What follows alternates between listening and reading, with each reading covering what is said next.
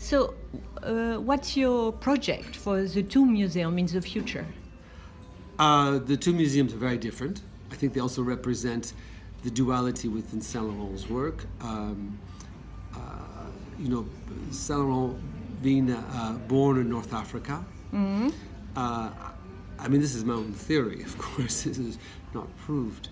But I think that as an expat, in a sense, there was this fascination with Paris, that what Paris symbolized, being the center of elegance, the center of culture, the center of things. So he was very, you see that in his work, in Saint Laurent's work as a couturier.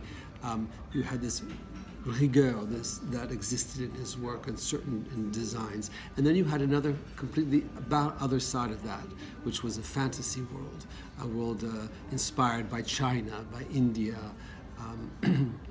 Africa. So I think he had this duality of this within his work. In every collection, there was always something that counterbalanced the refinement, then there was an opulence, etc. So the two museums, in a sense, they will reflect both that duality within his work. Paris is much more, in a sense, a mono-museum about his work. I hope in the future we will open it up so that there will be also we can show that there's a strong dialogue between Yves Saint Laurent as a couturier and designers that came after him. Oh, nice. And then hopefully as well, we will also, there is a core, well, let's say there's a group that knows who Saint Laurent was because they were affected by Saint Laurent when they were growing up in one way or another, but there's a future generation that will learn of his work and importance that he played in fashion, but also in the changing and evolving society in which he and Pierre Berger lived. So it means temporary exhibitions? Yes, or using for the moment, we'll probably be using the existing scenography or the existing design, but perhaps maybe introducing other designers. I mean, these are all general ideas for the future, but I think that it's very important also in the future is that that dialogue is also shown, because there is a strong dialogue between Saint Laurent's work and then generations that followed him, and as well as, and you know, Pierre Berger was always a great advocate of transmitting patrimony, transmitting culture, transmitting, and so I think that's a very important role that we play, which is also encouraging us students. He was a great defender. He created a fashion school here in Paris. I think that's very important. That's a role that we need to play, not to just only show Saint Laurent's work, but also how it relates to future generations.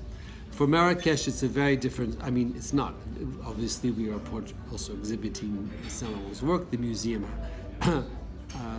carries his name, Musées Yves Saint Laurent Marrakesh. But Marrakesh is quite different because the Majorelle Garden, which is next door, we have about 800,000 visitors a year.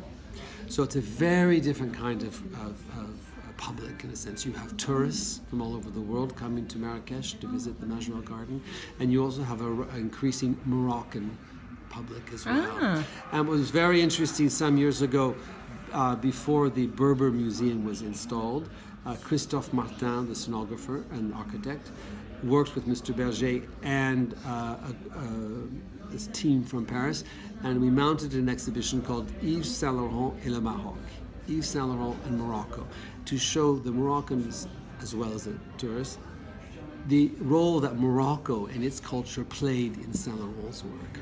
And it was phenomenal, because that was one of the first times that the Moroccan general public actually learned the strong importance that their culture played in his work. Very nice, a tribute to them. It was a tribute to, in a way, it was to show the Moroccan public that their culture, that their identity was very interesting and very important and had an influence. And as you know, Yves Saint Laurent always said that it was in Marrakesh that he first learned the importance of color. And color really became a very important, and juxtaposition and mixes of color became very important within his work after 1967. So Marrakesh is different in that sense that we'll be showing, we won't be methodical in a chronological manner. We're going to be, there'll be a room or an exhibition hall space devoted to Saint Laurent's work, which will evolve, which will change because clothes can only be shown a certain amount of time. But there's also a temporary exhibition space where we'll be mounting 3 or 4 exhibitions a year, which will have relating to themes that touch the Majorelle Garden or Saint Laurent. So it could be an exhibition on contemporary artists. It could be there's an exhibition actually we're organizing with 2 extraordinary Lebanese women, Etel Adan and Simone Fatal. Etel Adnan. Yes, with Robert Wilson. The 3 of them are going to be doing something for next spring in the museum. Wow. We're also going to have an exhibition in the winter of Nourdine Amir, who's a contemporary Moroccan designer who actually Pierre Berger was very impressed by, and the last exhibition here in the foundation before the work in the museum was of this gentleman's work. So we're going to be showing his work.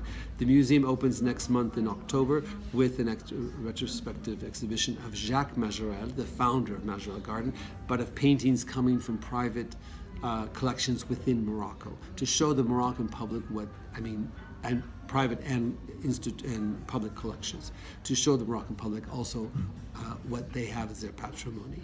So the Marrakesh also has an auditorium, a 150-seat auditorium, where we'll be organizing symposiums, lectures, film projections, live broadcasts from the Bastille Opera. I hope eventually to also do live broadcasts from the Comédie Française. So it's really becoming more of a cultural center. Wow. As well as something that's very dear to my heart, which is a library, a reference library. Pierre Berger donated, prior to his death, his very important collection of Arabo-Andalusian books. Bjorn Dahlström has started to put together a very good collection of literature pertaining to the Berber culture. I've given over 3,000 books that pertain to botany and gardens. And so we're also given to the museum. To the museum. So this will be a reference library that will be open to the general public. We're going to put all the titles online. People can come, make an appointment, come and see the books. So it's Marrakesh is different in that sense because we built it from scratch and it came. There was an open slate. These various elements compose something that's quite different from Paris. I mean, Paris we were constrained by space. Yeah. Obviously, and Marrakesh will be the counterbalance to Marrakesh. Merci.